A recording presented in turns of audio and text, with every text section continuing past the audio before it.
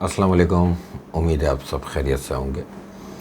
During market hours ही मैंने सोचा एक वीडियो अपनी बना लेता हूँ वीकेंड की, क्योंकि वीक ऑन वीक बेसिस पे मुझे क्लोजिंग जो चाहिए वो 41,800 के ऊपर ही चाहिए और फ़िलहाल मार्केट 41,960 पे ट्रेड हो रही है। आज फ्राइडे का पहला सेशन इस वक्त चल रहा है।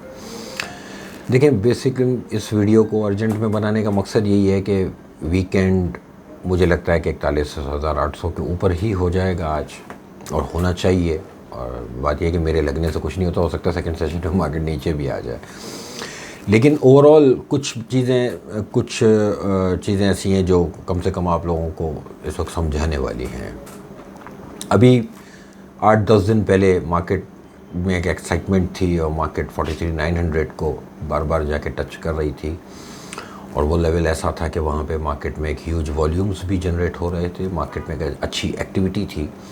और वो टाइम ऐसा था कि किसी भी को भी अगर आप झूठे मुंह भी अगर आप किसी को कोई एडवाइस कर देंगे ये शेयर ले लो, तो वो समझ लेंगे जुमला पूरा होने से पहले लेने को राज़ी था। अब आज जबकि मार्केट उस लेवल पे 43,900 के लेवल पे यही लेवल बता दिया गया था, 41,800 का लेवल एटलीस्ट आएगा, और मंथ ऑफ सितंबर का पिवट जो है वो 41,800 है। अब 4-6 दिन के बाद मार्केट ने अगर उसी लेवल पे आके कंसोलिडेशन स्टार्ट की है, बाज़ार में वॉल्यूम्स श्रिंक हुए हैं, मार्केट की एक्टिविटी डल हुई है, तो इसमें मेरे लिए तो कम से कम कोई घबराने वाली बात नहीं है। वही कुछ हो रहा है जैसा मैंने कहा है, जैसा मैं एक्सपेक्ट कर रहा हूँ।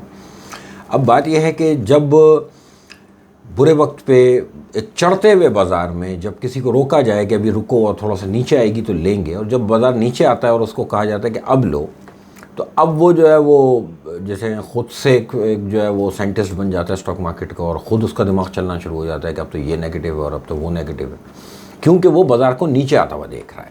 वो सिर्फ इतना सा भूल जाते हैं कि जिसने टॉप लेवल पे अगर आपसे कहा है कि यहाँ पे माल मत लो और थोड़ा सा नीचे आने पे माल ले लेना, अब जब नीचे आया है और अब अगर वही आदमी आपसे कह रहा है कि बाई करो, तो थोड़ा बहुत तो बाई करना बनता है, एटलीस्ट उसकी बात रखने के लिए ही बनता है। अब गलत या सही ये तो मार्केट डिसाइड करेगी ना कि वो लेवल सही हो गया या उस लेवल को भी मार्केट ब्रेक करके चली गई। ट्रेड कौन सी अच्छी होती है, मैं हमेशा एक बात अपने जूनियर्स को भी समझाता हूँ, अपने इन्वेस्टर्स को भी समझाता हूँ। स्टॉक मार्केट में हर दौर में रिस्क है। स्टॉक मार्केट है ही रिस्की इन्वेस्टमेंट की जगह। जब ये है ही रिस्की इन्वेस्टमेंट की जगह, तो यहाँ विदाउट रिस्क आप कैसे सोच रहे हैं कि कोई आपको टिप ऐसी मिल जाए कि बस ये आइटम ले लो, आपको एक फ़ोन आया वो क्या बस ये आइटम ले लो और वो आइटम बढ़ जाएगा। तो तुक्के में तो एक बार होगा ऐसा, दूसरी बार वही आइटम गले आ जाएगा और जिसने मशवरा दिया होगा वो फ़ोन नहीं उठाएगा आपका फिर, क्योंकि वो खुद भी बेचारा फंसा हुआ होगा। रियलिटी ये है कि आपको अच्छे से अच्छे दौर में और बुरे से बुरे दौर में आपको जो भी एंट्री करनी है मार्केट में वो रिस्की एंट्री है। तो जब रिस्की एंट्री है तो कोई ना कोई रिस्क डिफाइंड होना चाहिए। कितना रिस्क, अनलिमिटेड तो नहीं बैठा जा सकता। मैंने $1950 का गोल्ड, सॉरी $1860 का गोल्ड ट्रेड होता हुआ 3 घंटे के अंदर $1,400 पे आता हुआ देखा है, 3 घंटे के अंदर। और इतना रैपिड जो है उसने डाउनसाइड ली कि जो स्टॉप लॉसेस भी लगे हुए थे वो भी जंप कर गए। ये बात मैं बता रहा हूँ 2014 की। और इसी तरह की मूव अभी आपने रिसेंट देखी कोल प्राइसेस के अंदर, फिर क्रूड ऑयल के अंदर, कि क्रूड ऑयल जब $40 से चलना शुरू हुआ और $130 तक की जो मूव है उसमें जिसने भी जहाँ जिस लेवल पे बेचा वो वहाँ से अगले 2 घंटे के अंदर, 3 घंटे के अंदर उससे ऊपर ही का रेट मिला। इसी का नाम मार्केट है। जहाँ कहीं भी डिजिट ट्रेड होने हैं वहाँ पे रिस्क है, ठीक है। ऐसा नहीं हो सकता कि अगर मैं ये बात कह रहा हूँ कि 41,800 पे माल लेना चाहिए तो ये कोई जो है कुरानिक वर्ड हो गया और अल्लाह की तरफ से वही नाजिल हो गई, ऐसा नहीं है। आपको उस पर भी एक रिस्क, आप रिस्क ही ले रहे हैं और एक डिफाइंड रिस्क होना चाहिए। अब अच्छी ट्रेड कौन सी? अच्छी ट्रेड बेसिकली वही होगी ना कि जिसमें रिस्क छोटा हो, रिवॉर्ड बड़ा हो। देखिए, रिस्क तो ये भी है कि आप कहीं इन्वेस्टमेंट ना करें, ये भी एक रिस्क है, क्योंकि पाकिस्तान जैसी कंट्री में और आजकल तो पूरी दुनिया में करेंसी डिवैल्यूएशन पूरी दुनिया में देखी जा रही है, क्योंकि ये जो फेडरल रिज़र्व है, यूएस फेडरल रिज़र्व जो है, उनका जो स्टेट बैंक है, वो जब से इंटरेस्ट रेट को बढ़ाने पे लगा हुआ है तब से जो है डॉलर स्ट्रेंथन हो रहा है। अभी 4 दिन पहले मैंने न्यूज़ में पढ़ा कि डॉलर ने ऑल टाइम हाई मारा है अगेंस्ट यन। यानी जापानीज़ करेंसी भी जो है वो डिवेल्यूएशन की तरफ है, ना कि हम लोग। तो हमारे यहाँ डिवेल्यूएशन कुछ हमारी अपनी हरकतों की वजह से, और फिर दूसरा ऐसी बात है ये जो इंटरनेशनल इम्पैक्ट है डॉलर के बढ़ने का, उसका एक इम्पैक्ट। अब हम क्योंकि एक तरफ हम जब देखना शुरू करते हैं ना, तो बेसिकली वो एक ही तरफ बस फिर हम समझते हैं यहीं पे सारी दुनिया है, कि कुछ अरसे से हम डॉलर को जो अपने यहाँ बढ़ता हुआ देख रहे हैं और उसका इम्पैक्ट हम अपनी मार्केट में देख रहे थे।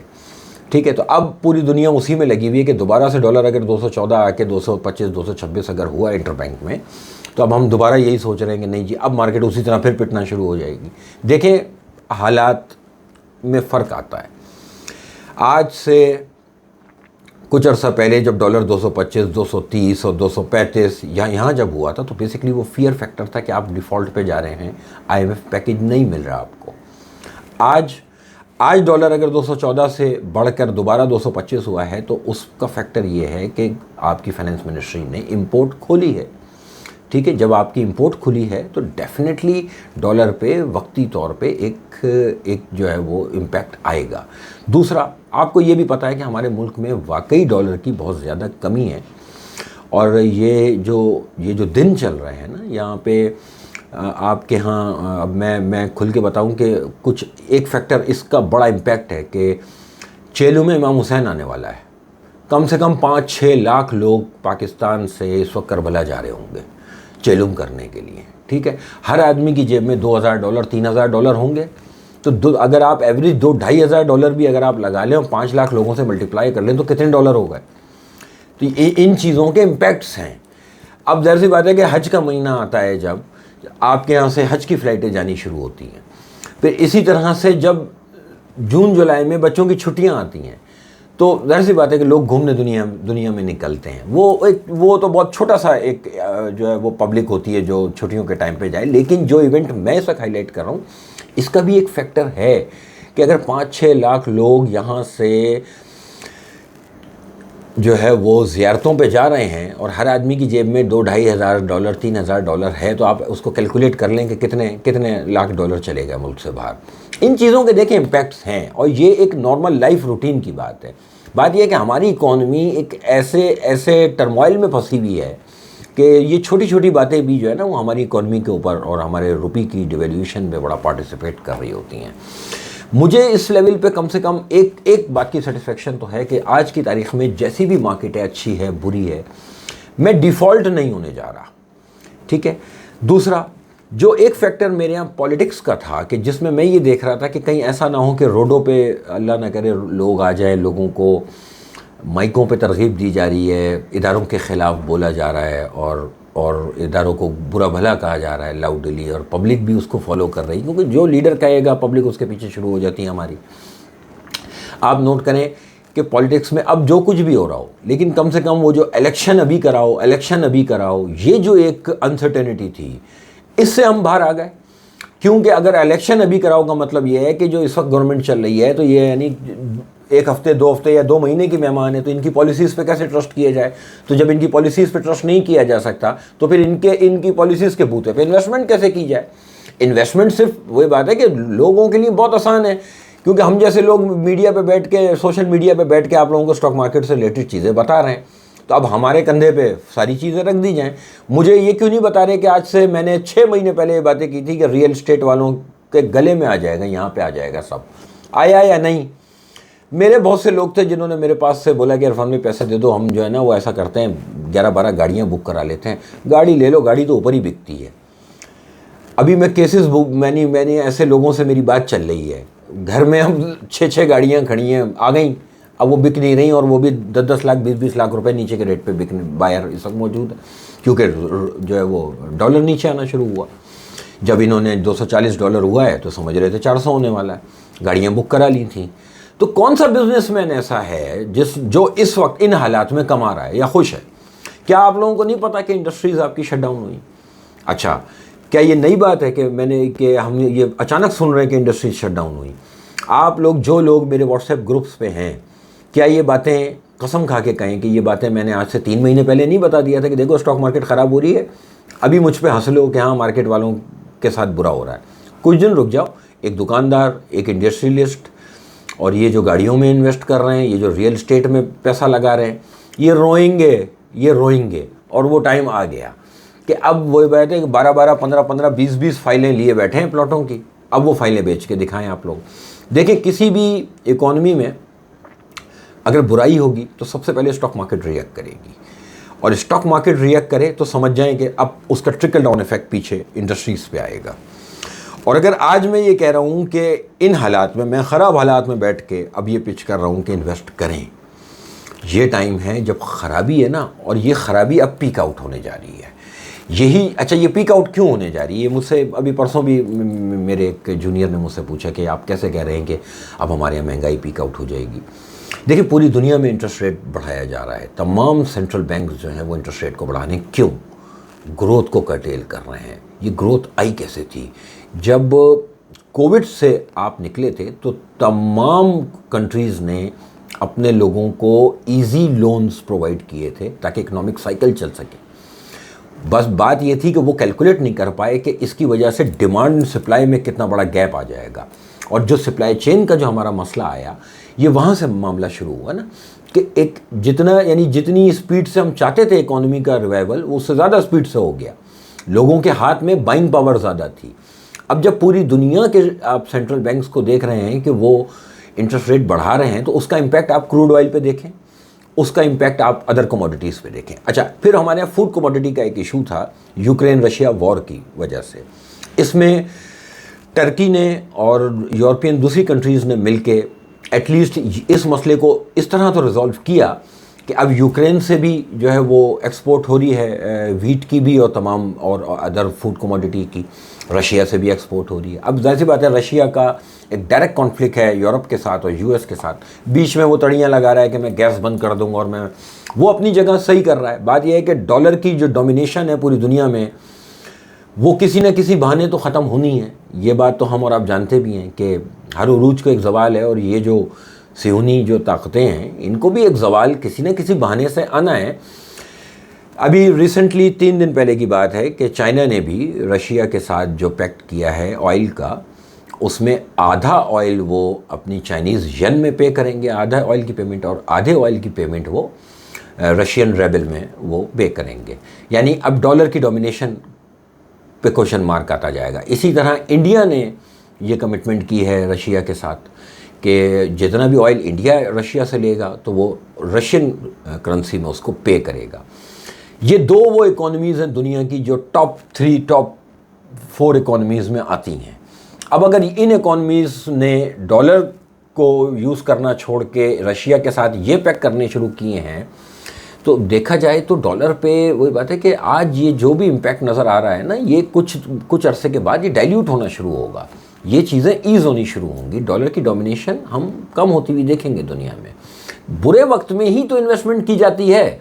यानी आज अगर कोई चीज़ आपको 5 करोड़ रुपए का कोई प्लॉट अगर आपको 3.5-4 करोड़ में मिल रहा है, तो मेरे हिसाब से लेके रख लेना चाहिए। फिर अगर वो वाकई वैल्यूएशन वाली चीज़ है, ये मैं प्लॉट से मुराद मैं एक मिसाल दे रहा हूँ, क्योंकि हमारे यहाँ एक ट्रेंड बन गया, हम पत्थरों में पैसा डाल रहे हैं। हमारी इकोनॉमी का सबसे बड़ा मसला यही है। हमारा हर आदमी, यार रियल एस्टेट में हम बहुत कमाते हैं। भाई कैसे कमाते हो? यार वो 10 साल पहले प्लॉट लिया था, आज इतने का हो गया, या 5 साल पहले प्लॉट लिया था। तो भाई बात यह है कि सिर्फ ये हमारी स्टॉक मार्केट के ये वाले 5 साल आप निकाल देंगे, जब से नवाज शरीफ को हटाया गया पनामा केस से, वो वहाँ से लेके आज की तारीख तक के ये टाइम हटाएं आप।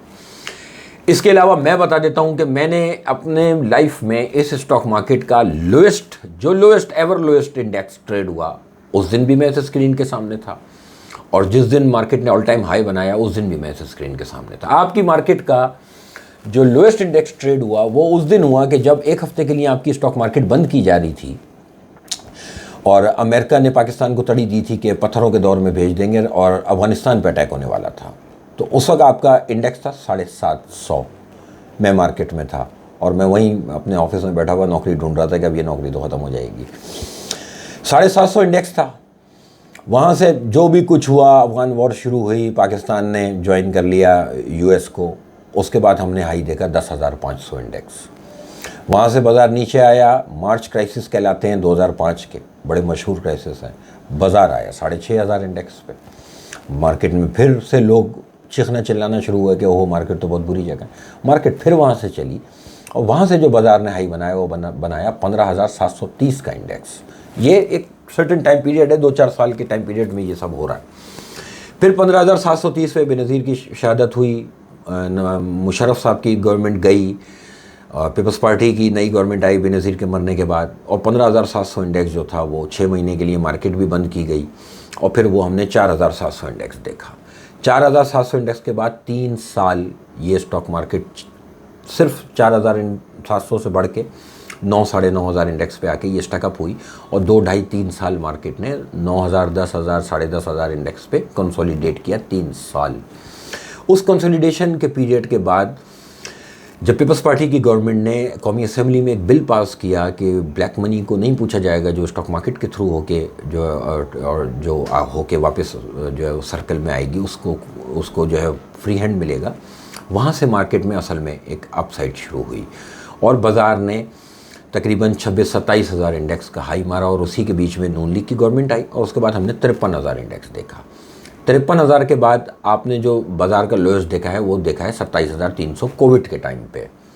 उसके बाद से बाज़ार 49,000 2 दफ़ा हो चुका, और आज भी मार्केट अराउंड 42,000 ट्रेड हो रही है। देखिए, स्टॉक मार्केट इवेंचुअली ऊपर चली जाती है। बात यह है कि आप स्टॉक मार्केट को रोज़ाना हर घंटे हर मिनट देखना चाहते हैं, लेकिन स्टॉक मार्केट में अगर कोई ऐसा आदमी जो मुझे लाके अपना पोर्टफोलियो ये दिखाए कि भाई मैंने 20 साल से 10 साल से इन्वेस्टमेंट की हुई है, अब मैं उसके अगर उसने अच्छे शेयर्स लेके रखे हुए हैं, वो शेयर्स जिनमें रिटर्न्स अच्छे हैं, तो मैं उसके कैपिटल गेन भी दिखाता हूँ। फिर मैं उसको जो है वो उसका जो है वो डिविडेंड और बोनसेस की सूरत में जो पे आउट्स उसको मिले हैं वो उसमें उसको कैलकुलेट करता हूँ। तो किसी भी इन्वेस्टमेंट से बड़ी रिटर्न जो है स्टॉक मार्केट में होती है।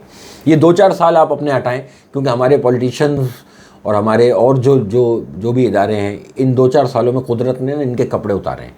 कुछ असलियत कौम के सामने खुल के आई है कि इस मुल्क के साथ किस किस ने क्या कुछ किया। अदरवाइज़ मैं इस मार्केट का फ्यूचर अभी भी ब्राइट समझता हूँ कि इस मार्केट में बहुत वैल्यूएशन है।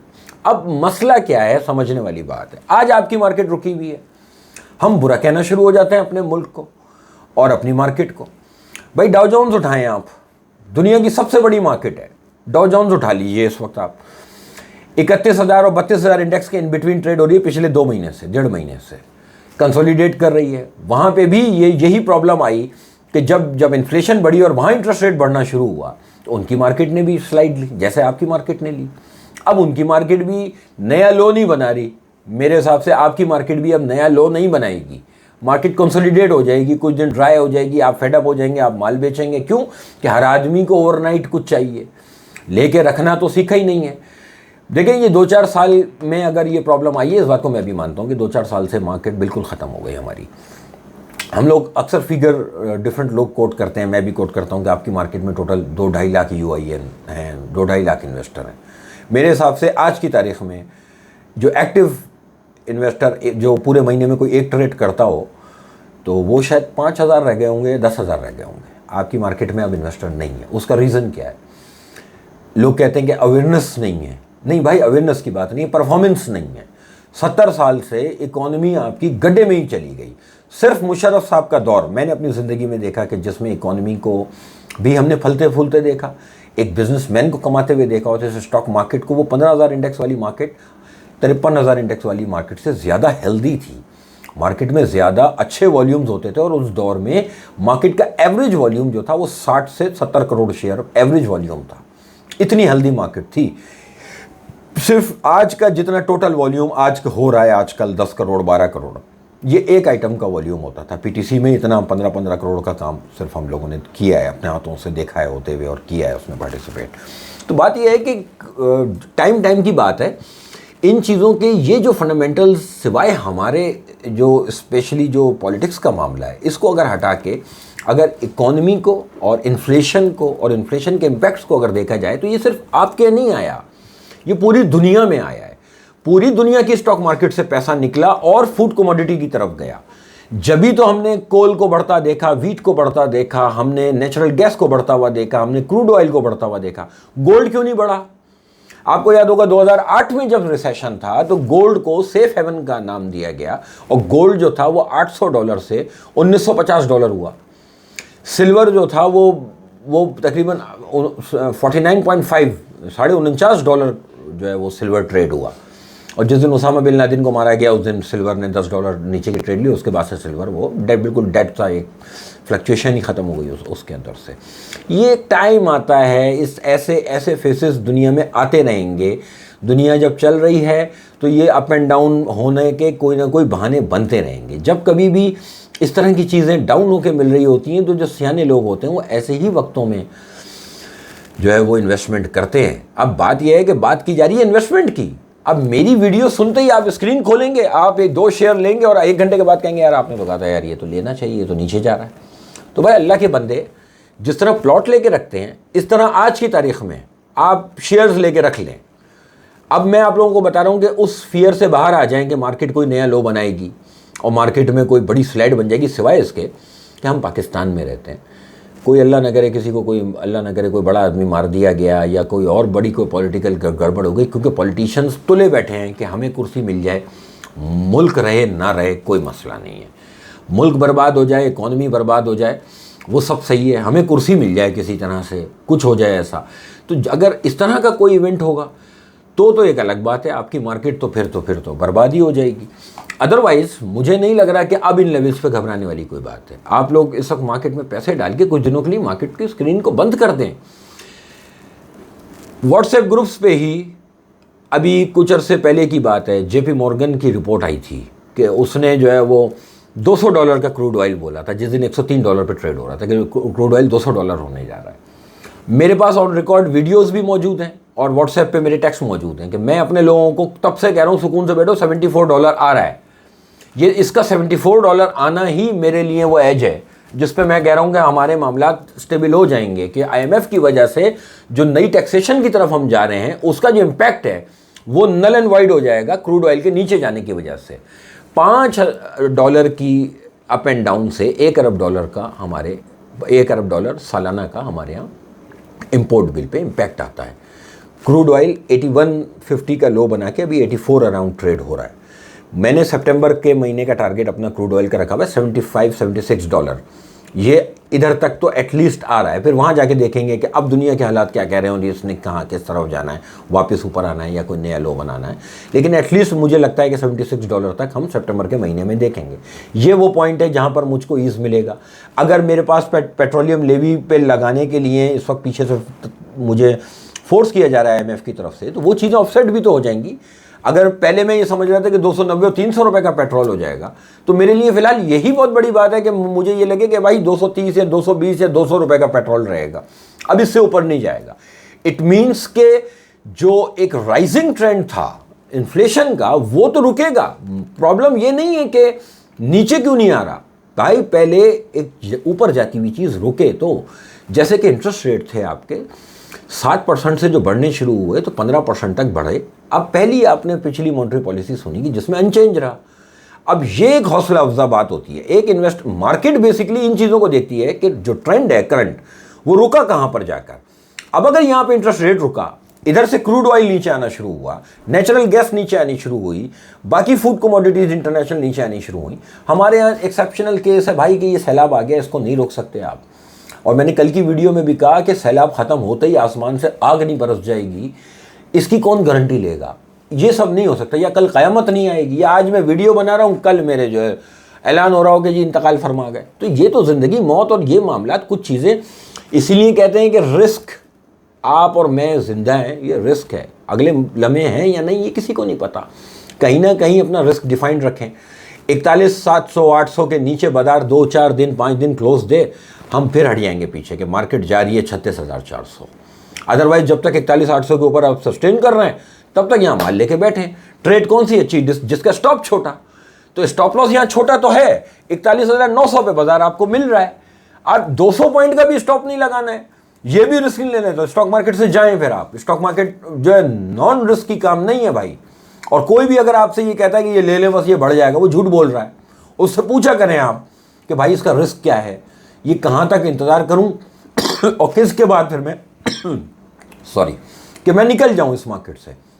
तो वो रिस्क मैंने हर शेयर का अलग अलग बताने से बेहतर है। एक इंडेक्स का रिस्क आपको बता दिया। 41,700 के नीचे 4 दिन की क्लोजिंग आ जाए, 5 दिन की क्लोजिंग, मुझसे मत पूछिएगा, माल बेच के फिर पीछे हट जाइएगा। और जब तक मार्केट 41,800-700 के ऊपर खड़ी है, आप माल बेचें, मैं माल ले रहा हूँ, वक्त बताएगा कौन ठीक था। आप लोगों का बहुत शुक्रिया, थैंक यू।